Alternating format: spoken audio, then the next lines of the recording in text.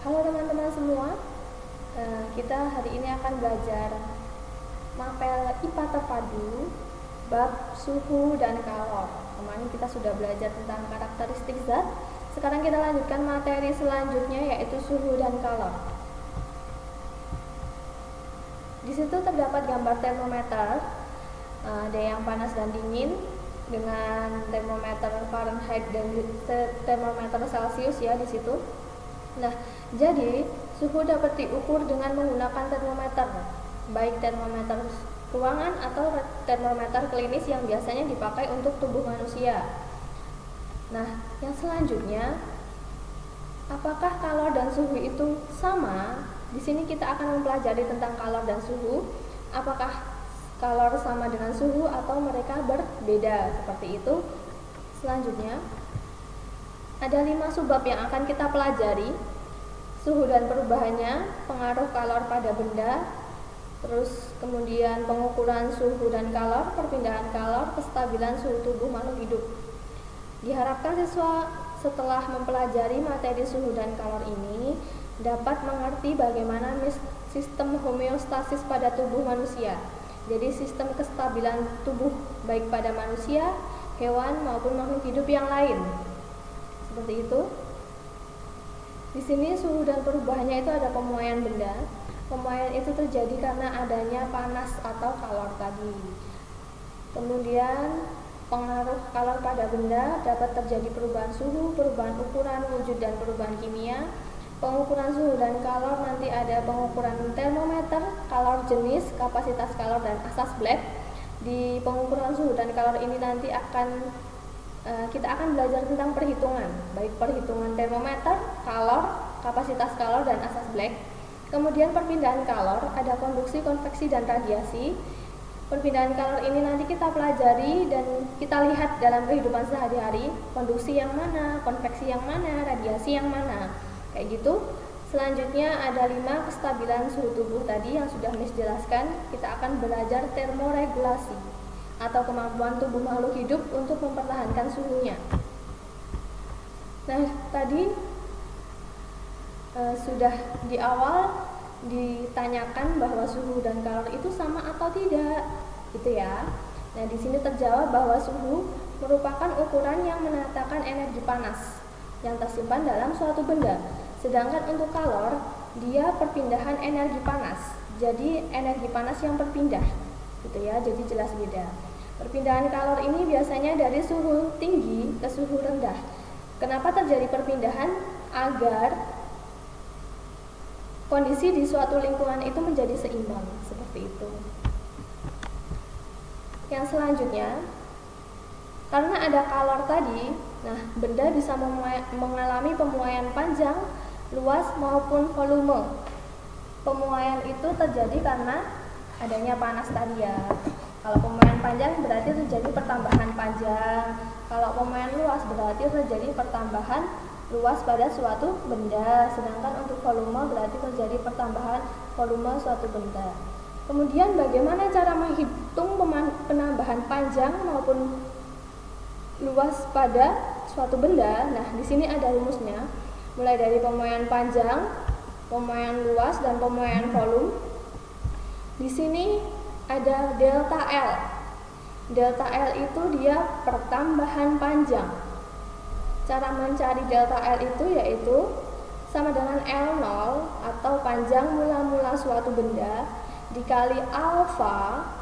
Alfa itu dia koefisien panjang, kemudian dikali delta T. Delta T itu dia pertambahan suhu. Jadi perubahan suhu yang terjadi itu kalau teman-teman mencari delta L atau pertambahan panjang. Kemudian jika mencari L keseluruhan atau panjang keseluruhan suatu benda setelah dia terkena kalor tadi, caranya dengan L0 dikali 1 plus alfa dikali delta T. Pemuaian luas juga sama, mencari pertambahan luas atau delta A itu dengan menggunakan A0 dikali beta dikali delta T. Beta itu 2 kali alfa. Jadi beta 2 kali alfa. Sedangkan untuk mencari luas akhir atau A disimbolkan di sini A, yaitu dengan A0 dikali 1 plus beta dikali delta T di sini. Ini rumusnya untuk mencari A ya, di sini A bukan delta A. Oke. Yang selanjutnya terakhir pemuaian volume. Jadi mencari volume suatu benda yang telah terkena panas. Di sini ada V sama dengan V0 dikali 1 plus gamma dikali delta T. Gamma itu sama dengan 3 kali alfa atau 3 kali koefisien muai panjang. Sedangkan untuk mencari delta V sama kayak delta L tadi, tinggal diganti V. Delta V sama dengan V0 dikali gamma dikali delta T.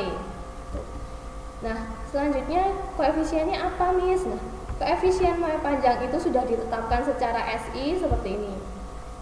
Nah, tabel di sini ini koefisien muai panjang semuanya dari aluminium, kuningan, tembaga, besi, timbel, kaca pirex dan kaca biasa sudah ada koefisien muai panjangnya. Satuan koefisien muai panjang di sini derajat Celcius.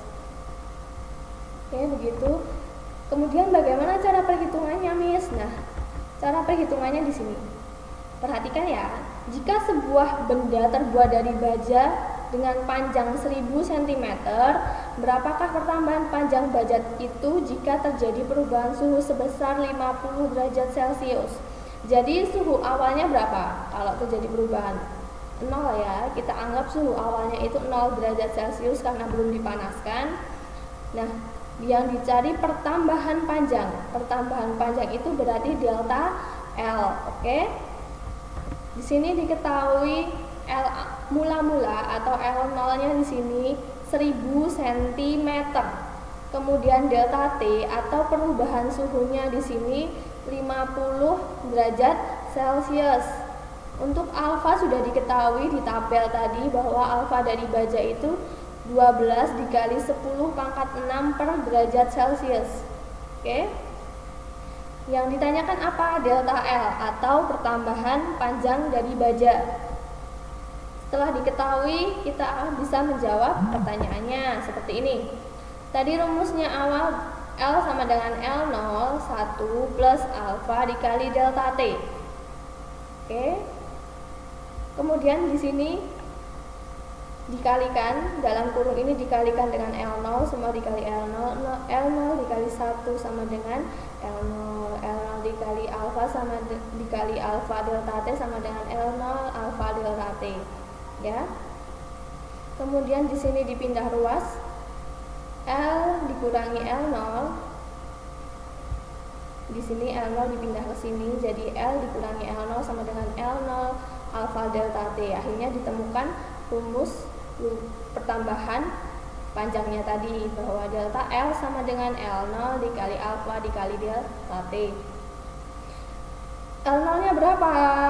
Di situ bisa dilihat bahwa panjang mula-mula bajanya 1000 cm. Kemudian alfanya berapa? Dari tabel koefisien muai panjang, alfanya baja itu sebesar 12 dikali 10 pangkat minus 6 per derajat Celcius. Kemudian dikali delta T, pertambahan suhunya berapa? 50 derajat Celcius. Nah, setelah ini dikalikan maka akan ketemu jawabannya bahwa delta L adalah 60 cm.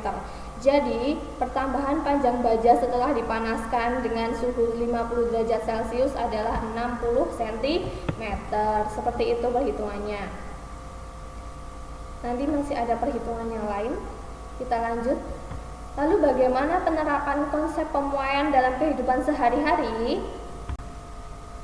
Selanjutnya adalah penerapan konsep pemuaian dalam kehidupan sehari-hari. Yang pertama ada pemasangan pelek besi pada roda kayu. Pelek besi pada roda kayu itu ukurannya lebih kecil dari roda kayunya, jadi jika langsung dimasukkan tidak bisa ya, karena dia lebih kecil ukurannya dari si roda kayu. Jadi bagaimana caranya? Nah, dia menerapkan konsep pemuaian dengan memanaskan pelek besi terlebih dahulu baru bisa dimasukkan ke roda kayunya. Jadi pelek besi sengaja dibuat lebih kecil agar roda ketika saat dingin pelek besi dapat mengkerut dan mencengkram roda kayu dengan sangat erat. Jadi gitu. Setelah dipanaskan, dipasangkan pada roda kayu, kemudian dibiarkan dingin, nanti pelek besinya dia akan mengkerut dan mencengkram si roda kayu dengan kuat. Selanjutnya ada paku keling atau pengelingan. Pengelingan ini dilakukan dengan menghubungkan atau memasang dua lempeng logam menggunakan paku keling. Paku keling ukurannya lebih pendek daripada ketebalan si logam. Lalu bagaimana cara memasangnya kalau ukurannya lebih pendek? Nah, di sini paku kelingnya dipanaskan terlebih dahulu. Setelah bertambah panjang, paku keling ini dimasukkan atau disisipkan di antara dua lempeng logam tadi. Kemudian dipalu sampai dia mencengkram dengan kuat, mencengkram logam dengan kuat, kayak gitu. Selanjutnya ada pemasangan rel kereta api. Jadi pemasangan rel kereta api itu antara relnya dibuat ada jeda atau berenggang. Fungsinya untuk apa? Agar saat siang hari rel yang mengalami pemuaian itu mendapatkan ruang untuk bertambah panjang. Jadi tidak menubruk rel yang di sebelahnya sehingga relnya tidak bengkok. Sedangkan pada malam hari memungkinkan rel untuk menyusut. Jadi kalau siang dia memuai, kalau malam dia menyusut. Kemudian yang selanjutnya, konsep pengelingannya selanjutnya ada pemasangan balok konstruksi pada jembatan. Jadi balok konstruksi dipasang pada bantalan dengan menyisakan celah kecil di antara balok untuk pemuaian dan pengerutan, sehingga jembatan terhindar dari kemungkinan runtuh untuk alasannya. Nah, di sini bisa dilihat bahwa dia ada celahnya ya, ada celahnya di sini. Nah, ini jika siang hari dia memberikan tempat untuk bantalan roda ini memuai. Selanjutnya ada memasang kabel listrik dan kabel telepon renggang. Nah, kenapa dilakukan seperti itu? Karena pada siang hari kabel listrik ini dia akan memuai karena terkena panas, jadi dia memuai bertambah panjang. Untuk mengantisipasi itu makanya dibuat kendur. Kemudian pada malam hari si kabel listrik ini dia akan mengendur lagi atau mengkerut ya karena suhu udaranya dingin. Seperti itu. Selanjutnya ada keping bimetal atau lempeng bimetal. Prinsipnya dengan memasangkan dua logam yang berbeda koefisien muai. Tadi kan kita sudah belajar koefisien muai panjang ya. Nah, ini menggunakan dua logam yang koefisiennya berbeda. Jadi, salah satu logam yang dipanaskan nanti ketika dia sudah mencapai koefisien muai panjangnya, dia akan melengkung. Jadi, prinsipnya seperti ini. Antara aluminium dan besi, koefisien muai panjangnya dia lebih besar yang aluminium. Nah, sedangkan besi dia lebih kecil. Jadi saat dipanaskan, aluminium ini dia akan lebih cepat memuai daripada besi, sehingga dia akan lebih cepat melengkung. Saat melengkung itu dia akan melengkung ke arah besi seperti ini. Sedangkan saat suhu normal atau tidak dipanaskan, dia akan lurus seperti ini, tegak ya, tegak lurus.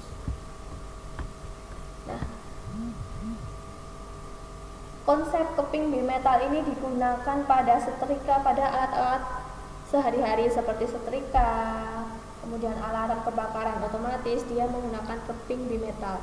Cara kerjanya gimana? Jadi keping bimetal ini diletakkan di salah satu komponen dari alarm. Kemudian saat dia menerima sensor panas atau asap ya, asap dari kebakaran, nanti dia akan memuai. Jadi bagian yang tadi koefisien muai panjangnya lebih besar dia akan memuai dan akhirnya bengkok ke arah logam yang koefisien muai panjangnya lebih kecil. Ini dia akan bengkok sehingga menghidupkan saklar alarmnya, sehingga akan tahu bahwa itu ada kebakaran atau tidak, seperti itu. Nah, Pengaruh kalor pada benda itu dapat terjadi perubahan suhu, perubahan ukuran, perubahan wujud, bahkan perubahan kimia pada benda. Seperti itu. Selanjutnya nanti kita akan belajar tentang perhitungan termometer. Silahkan teman-teman mengerjakan soal. Silahkan kerjakan 5 soal ini. Ini tentang pemuaian panjang, pemuaian luas dan volume. Nanti Miss akan lampirkan di Google Classroom sebagai tugas. Silahkan dikerjakan di buku catatan ya. Silahkan dikerjakan di buku catatan atau buku tugas, difotokan dan dikirimkan melalui Google Classroom. Jangan lupa dituliskan nama dan nomor. Terima kasih untuk hari ini. Semoga bermanfaat buat teman-teman semua. See you.